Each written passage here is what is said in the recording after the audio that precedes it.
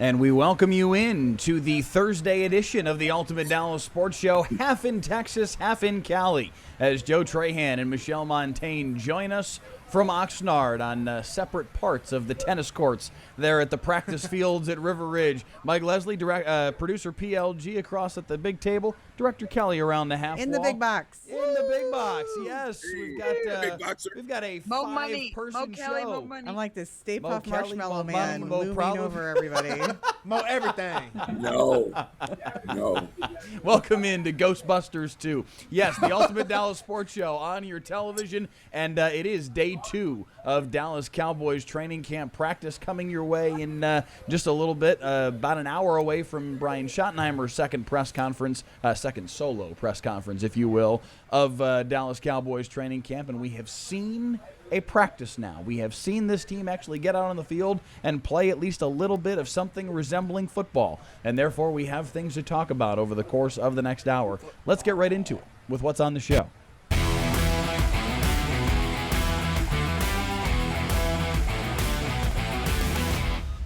On the show today, 56 minutes of Dallas Cowboys content, 2 minutes of Texas Rangers. We'll talk about them right at the very tail end of the show because they've got a big series with the Rays finishing up. They also made a big, rather interesting, maybe big's too strong a word, but an interesting trade yesterday that we'll talk a little bit about at the tail end of the show. And they do have a very big series coming up tomorrow against the Houston Astros. So we'll round out the show talking about that. We've met a couple of very interesting and very special fans over the course of the last couple of days as Cowboys camp has begun. We'll introduce you to a couple of them. We will also have an opportunity to hear Michelle's interview with Cowboys defensive tackle Kenny Clark that happened yesterday after practice. But we will start by just talking about what we did see yesterday in day 1 of Cowboys camp. And I think, guys, the biggest takeaway of the day was the acronym. We learned from Tyler Guyton, and we can go ahead and call up SOT 1 right away here, that the Dallas Cowboys offense, courtesy of Dak Prescott, has a new catchphrase. Fast, physical, violent, imposing our will on opponents. Dak has a new saying, GOTI, greatest offense there is, so that's the standard for us. That's Dak's saying for y'all? GOTI, ask him about it. All right, great. GOTI. Okay. Yeah. Irv Gotti? Yeah, GOTI. That's a little thing. Greatest offense there is. Yes, sir. Like Irv Gotti? That's exactly where my head went. I pulled up an old Ashanti song. That's the first place my head went, was Irv Gotti. This is very interesting to me. That's a big time statement from Dak Prescott, and obviously Tyler Guyton, the one who's sharing it with the world. But he said, "Ask Dak about it." I'm certain he will be asked about it later on today when he meets with the media for the first time here in training camp. And there's a certain level of gumption behind putting this out there. Not the only statement he said thus far Yeah. either. I mean, he had the Super Bowl shirt on the other day. Yes. Dak Prescott is rolling in with some confidence. Absolutely. Well, as Yeah, he you should guys- be, right? Like, Yeah. Go ahead, Joe. No, I was just going to say, when we talked to him today, we can already see what Dak's theme will be going forward. Covering this guy for more than a decade now, I think I know what he's going to say. I can anticipate that when we ask about the Super Bowl T-shirt and when we ask about Gotti, that his response, first with the Super Bowl T-shirt, will be, hey, listen, that's the standard. And if you're in this locker room and that's not your standard, and you don't think we can do that, you need to question yourself whether you belong in this locker room. That may not be verbatim, but I promise you it's going to be close. And it's the same thing with, right? It's the same thing with Gotti. He wants to put the standard out there. He wants to make sure that everyone in the room knows, we're not going to, this group is not going to stand for anything less than your best. Mm-hmm. Yeah, And I kind of feel like to compare and contrast tomorrow on the show. We'll pull up Joe's prediction and Dak Joe, I'm going to bring back Joe Stradamus. How Remember close, that? Yeah, how close did he? Yes, how close did he Joe get? Stradamus. Joe from the newsletter. I'm going to bring that back. That's right. Oh yeah, I remember that. Sorry, What were Michelle, you you gonna were say, about Michelle? to say. Well, just say, I feel like he also kind of has that same sort of voice being echoed on the defensive side of the ball this year, Joe. Like, he has Quinnen Williams and Kenny Clark. Even Rashawn Gary has been pointed to as one of those voices on the defensive side that have the same mindset and almost come in with that same level of expectation for their defensive counterparts. And I'm not saying they didn't have that in years past, but I feel like you certainly feel that they have it this year. Obviously, Dak is the head of the snake, and he's the quarterback of America's team. His voice carries the most weight in that locker room. But I feel like having those reinforcements on defense coming into this season and just guys who want it seemingly as bad as Dak does really helps because, as you guys know, it's a team sport. You hear this in every team sport. Like, it can't just be one guy. We've heard Dak echo these kind of sentiments in years past. I mean, shoot, he's been saying the same thing for however many years, and they've made it past. Oh yeah, they just haven't made it past the first round of the playoffs. So it's good to hear. Man, That this time of year you'd expect nothing less, but at the same time, like, he needs help in order to make that, or I guess to put some action behind those words. do you guys catch Michelle and I did not the prepare number this, on that by the bus? way. But Goodness. she rolled over the Cowboys. I mean, is it wrong, Michael? Absolutely warranted, right? We should all do so. But Michelle and I did not prepare this, but Michelle, thank you for teeing up what I'm about to say. Because I've had this argument about other media members about the importance of team chemistry in the NFL and how far it goes. I think it's important because it's 11, players trying to be on the same accord. And let me just walk you down this road. And I've had some of these conversations that have not made it on air yet. But what if I told you, we'll start at like a 30 for 30. There you go. What if I told you, right, that there were players on this team who were more than self-centered? There were players on this team that were immature. There were players on this team that were really good at looking out for themselves. And those players on this team are here no more. What sort of impact would that have on a locker room in terms of trying to create a true brotherhood, which is what they like to call it around here? And how much easier would it be if some of those immature players were no longer here? And let me be clear. I'm not saying that Micah Parsons didn't make good points when he would challenge some of the things that were going on in the Cowboys locker room and why some things weren't good enough. It's not about not making good points, good arguments, whatever. It is about the way you go about it, right? And going about it by having your podcast before the Super Bowl and saying the quiet part out loud, right? Those things leave scars, whether or not you want to think it holds any weight or not, But this camp, we're not going to have Malik Hooker talking about Micah Parsons and what he said on a podcast. We're not going to have that, right? So I would only say this, right? With that weight being no longer here, is it going to be easier for this entire group to elevate?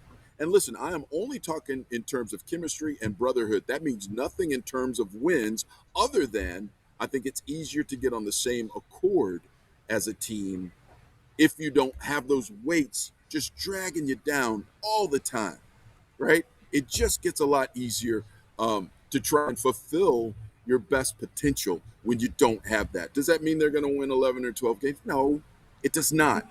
But I do think it will be easier for the entire group on both sides of the ball to try and get closer to the best version of themselves. And that's all you can ask from the football team. I do like this also from Dak Prescott, just in terms of the confidence it shows that he has and the confidence it instills in the rest of the offense.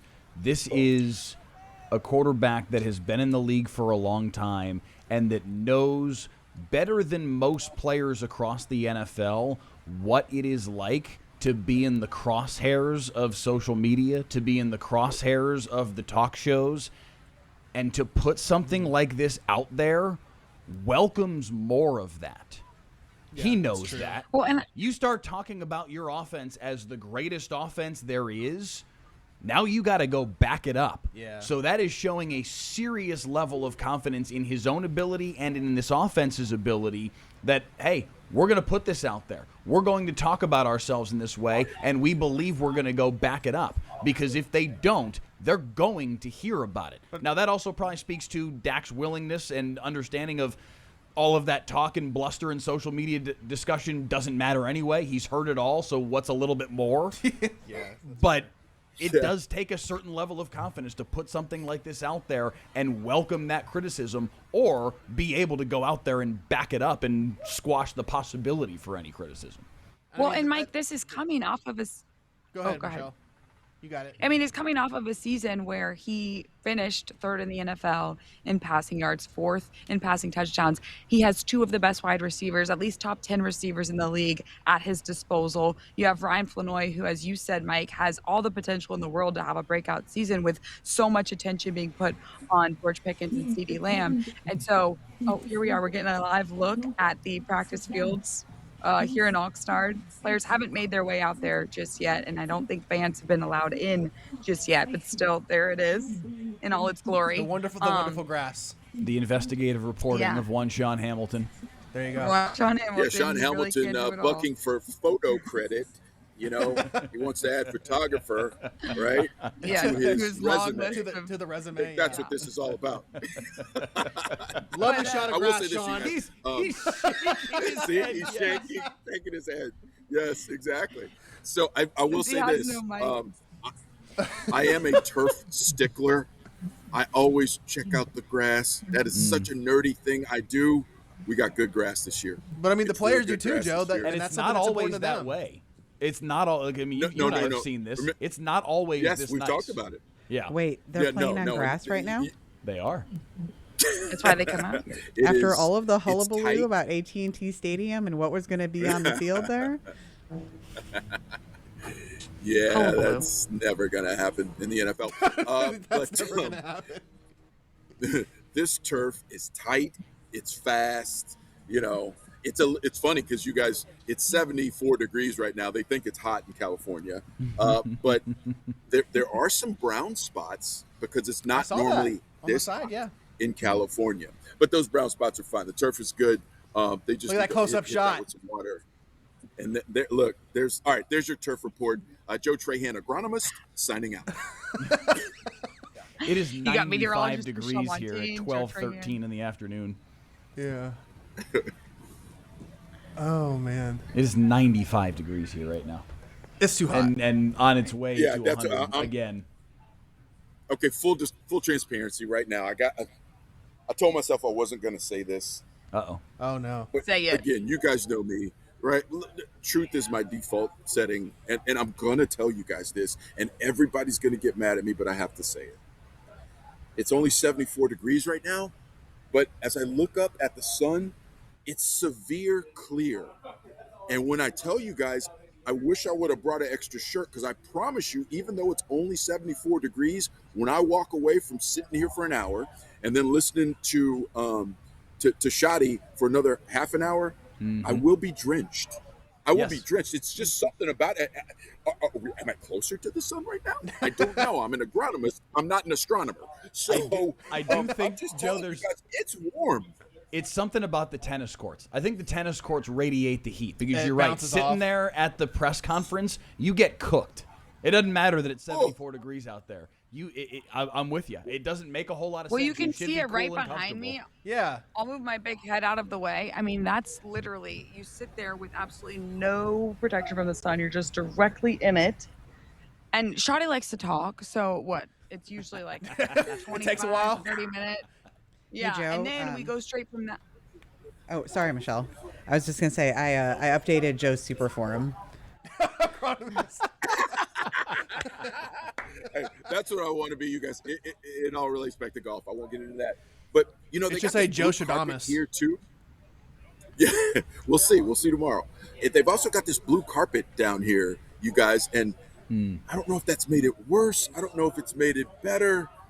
But That was gonna again, be my I'm next just question. being Was honest. does the blue carpet make it worse? It may, right? Because the darker the color, it's Yeah. supposed to absorb it. And does that trap the heat? I will say, Mike, you were onto something, right? Because when it was just the tennis courts, it was like being in a stone oven. You know, like you get the pizza in the stone oven. That was basically us, right? So, anyway, all right, I'm gonna stop. I shouldn't have even started that because now everybody's gonna make fun of me because I said I'm hot in 74-degree heat. Listen, we all are hot. guilty of it. We all are guilty of it, and every year we kind of make fun of the anchors who are tossing to us about how cool and comfortable it is out there. And I need a jacket, man. I'm a little chilly. It's just fun to do because it's just part of the bit. So we are kind of playing the world's tiniest violin, complaining about being hot in 74-degree weather, but whatever. It's an annual tradition when we go to Oxnard. Who stood out to you guys yesterday offensively? I know, no pads, no real tackling. It's difficult to actually stand out.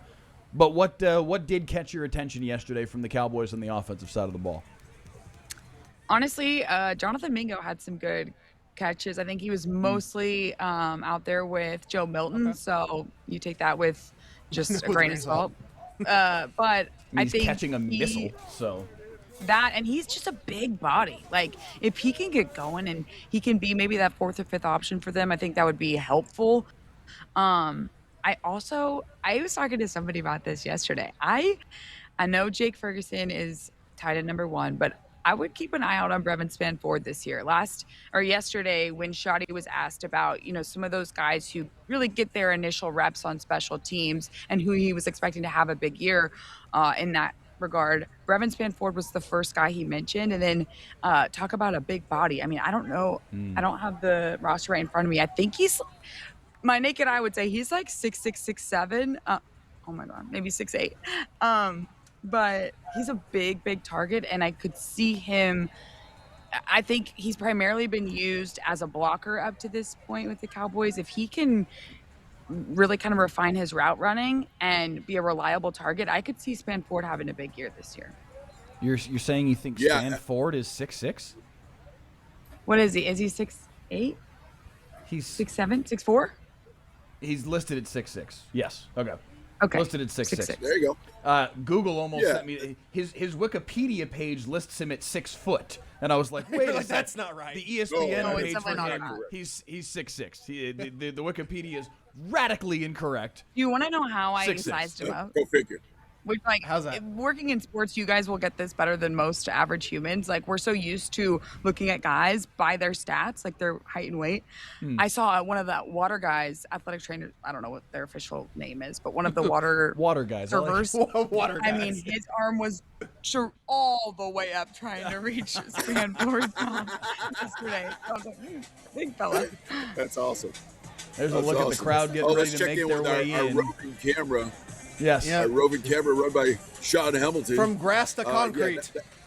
Can we just call this You guys Shawnee Boy can see it Cam? in this shot. The Shawnee Boy Cam. Shawnee Boy Cam checking in from outside the facility here. Fans making their way in.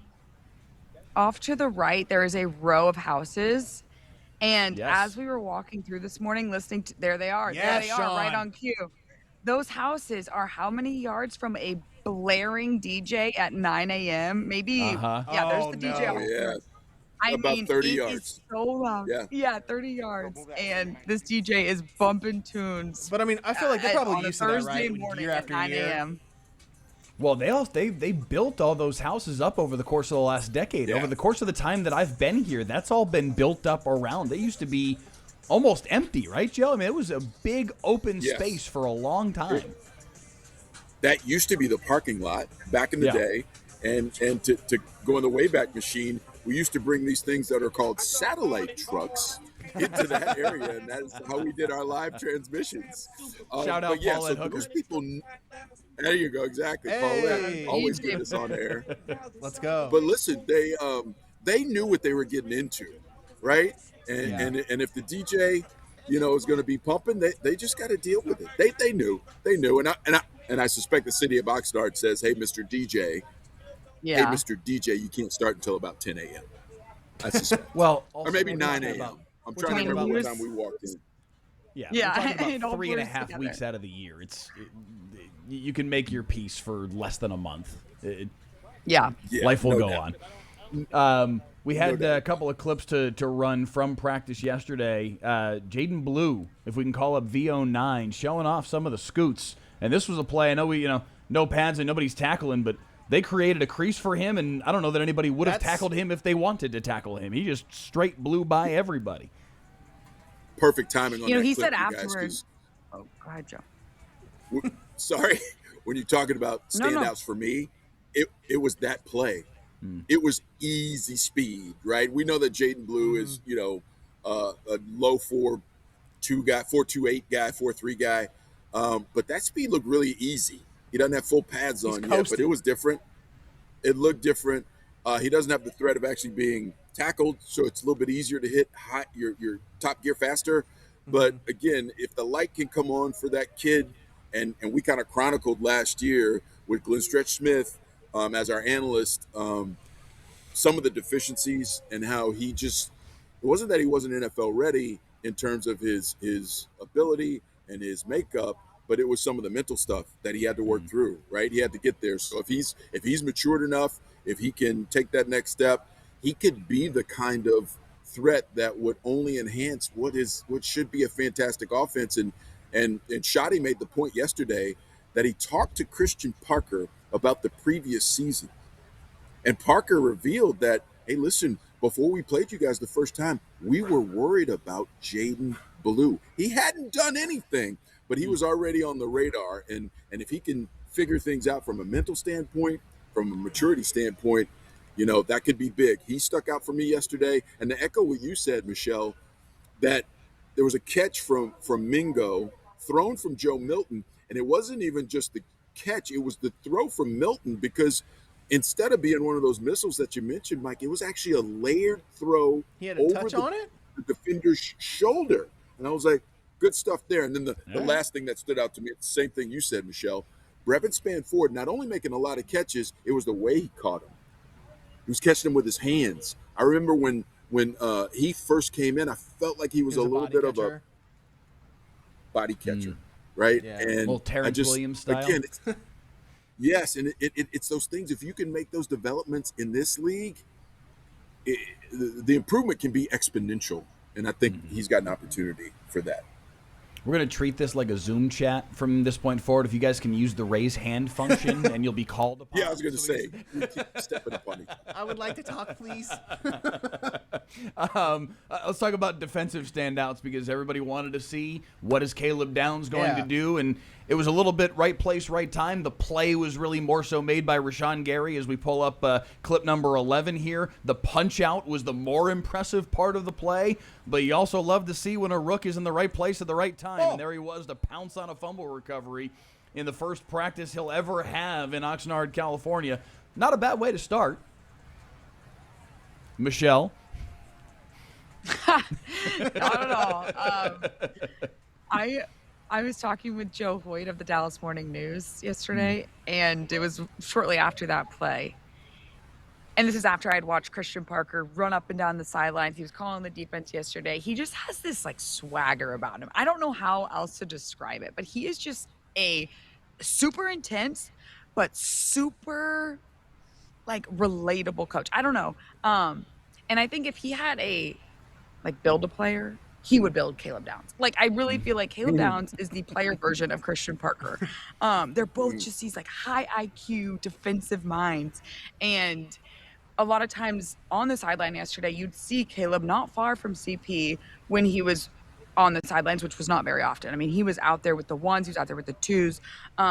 He was just out there seemingly a lot. And as far as what you coming into even just practice one yesterday, Schottenheimer was asked, do you feel like you guys are putting too high of expectations on Caleb Downs? And he said, look, you can't overload that guy. The mind is there. They're asking him to do some new stuff that he hasn't done at both Alabama and Ohio State, but he's a rookie that doesn't make the same mistake twice. And just from the pure volume of snaps he was getting yesterday on the field, I think there's just a lot of promise there. And I would say he's probably an easy person to point to as someone who stood out. I don't know that he necessarily did anything in one particular play that was really a wow moment, but yeah, he looked good. He looked like he fit out there, and he got when they ran their first string secondary out there. He was the nickel corner, the starting nickel corner That was gonna in be my that question: is where did they line lineup. him So up at? Yeah. No. The mental image I got when you said that, Michelle, was Christian Parker at like a Build-A-Bear workshop, creating like the precisely. Build-A-Bear version Literally. of Caleb Downs. One other No, play I was to thinking call that. up. One other play to call up, and it's one that Joe talked about when we did the midday hit. DeMarvion Overshown and Malik Hooker bringing the boom, even in a practice where we're not really quite going to that level, but filling the hole here on Javonte Williams and dropping him to the deck. It was easily the loudest hit Yeah. easily the loudest hit of the day. You guys, it resonated and reverberated throughout the entire practice field. And there are a bunch of us who were kind of right there. And there are a few people saying, "Oh, Overshown got the big hit," and I'm like, "I don't know." You're like, "Is it Malik Hooker?" Yeah. it was I Malik. think it was Malik. I because of the way we have to get things on air so quick, I got a chance to look at it afterward, and I'm like, no, that was clearly Malik with the lion's share of lowering that boom. Yes. And again, I like Joe, it. would you I like say- it all. I wasn't sure. So we asked Shoddy who was going to be the green dot, and he said there were about 4 guys that they're thinking will probably play that role on defense. It looked to me, Joe, like Overshown was getting some of that yesterday. Did you, or at least he was being very communicative? Did you see the same, or what did you see in that regard? Yeah, so I think it's intentional because I think they want to pass it around, especially here in camp, because that's kind of the fulcrum by which Christian Parker wants to improve this defense. It's the communication. And if more people are responsible for the entire thing, you have to wear the green dot. You get a green dot. You get a green dot. You get a green dot, right? Everyone has to everyone has to understand more of what's going on. And I think it's a strategy. Again, the intellect is there, and it's a smart play from Christian Parker, and I think we are going to see a lot more of that. So yeah, I think DeMarvion had some of that yesterday. You guys are heavy on the mental imagery today. Oh, there we go. Is that It's Calvin? Inception. So here, Oh, so okay. let me show you around, Sean. If you want, he's panning left. with Roaming great camera. aplomb. Look at that. So this is the one of the VIP tents for Visit Okay. Oxnard, the Chamber of Commerce, and celebrating 20 years here in Oxnard on the 250th year of the country. So they went with the red, white, and blue theme. Okay. But yeah, it's this initiative they have. Visit the coast. Come out to the coast, and 360 that's view. where I got a spot today. So there you go, 360-degree view right there from Sean Hamilton. That is next. He doesn't level want a view of producing. my press conference backdrop. The Shawnee boy. Oh, Cam. he's Shawnee coming to boy you cam. next. Oh, I was closer to the field. He's coming your way next. So there he goes. There he goes. He is on a mission. He's off and running. Is on. All right. He is pulling the curtain back behind the scenes.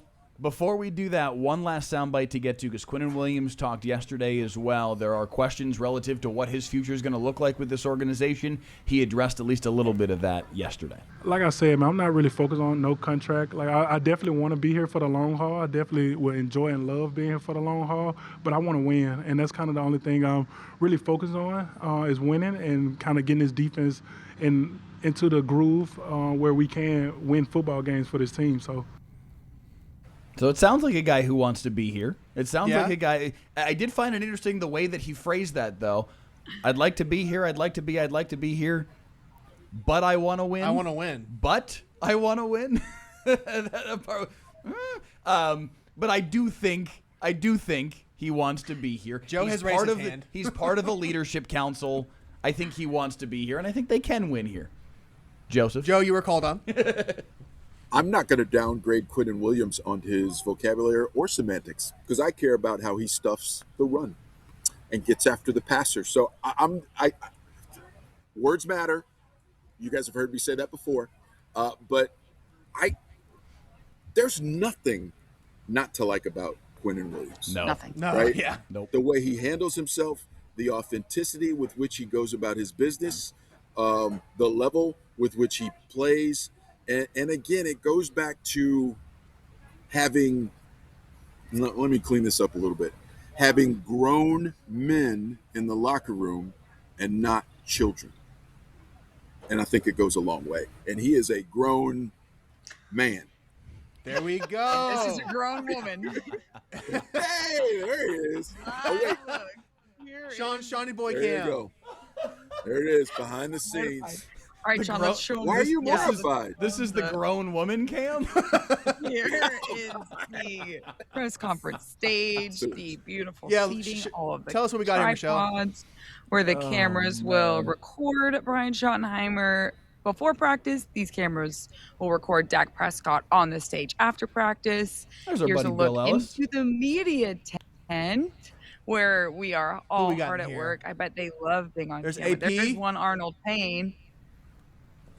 Arnold Payne. And Chris Hanks. Legend. There's AP. We're rocking Liberty today. He had a Texas Liberty shirt on. today.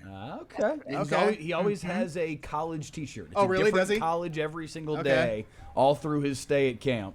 He had the UT shirt on yesterday to make Michelle happy. God. Oh, there we we're go. getting- Oh my This gosh, is just getting really layers bad on now. layers. Yes. This is Yeah. It's, That is this the is an live inception stream of of delay. us. Yeah. how many layers? AP. How many layers of this can we make? There's the. Yeah. Oh, is that her the coffee? Michelle's coffee.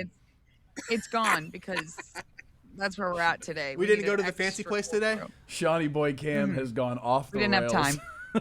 Yeah, yes. Can we throw it to break before he comes back to me? Oh, there we go. The only other thing I wanted to do real quick was tell you who's on the leadership council, because we mentioned Williams is on it. The other defensive players, Kenny Clark, Rashawn Gary, Jalen Thompson.